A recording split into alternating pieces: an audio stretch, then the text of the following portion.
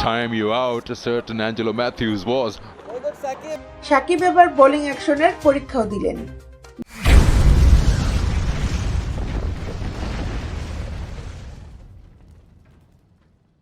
দেশের ক্রিকেটের সবচেয়ে বড় তারকা তিনি।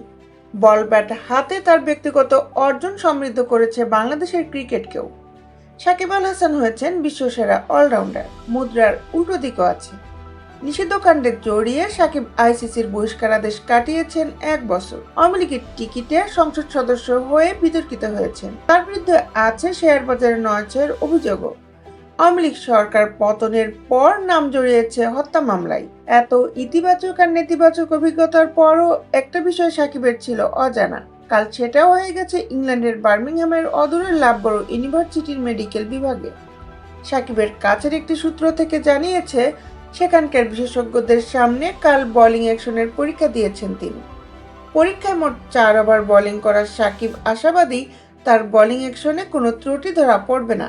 সাকিবের বোলিং অ্যাকশন নিয়ে প্রশ্ন ওঠে কাউন্টি চ্যাম্পিয়নশিপের ডিভিশন 1 এর একটি ম্যাচে।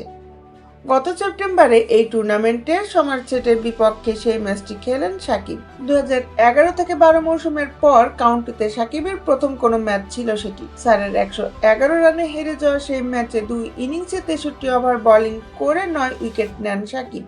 ওই ম্যাচের প্রায় 2 মাস পর গত মাসের শুরুতে জানা যায়, ওই সময় সাকিবের বোলিং অ্যাকশনে সন্দেহ প্রকাশ করেছে ম্যাচের 2 আম্পায়ার।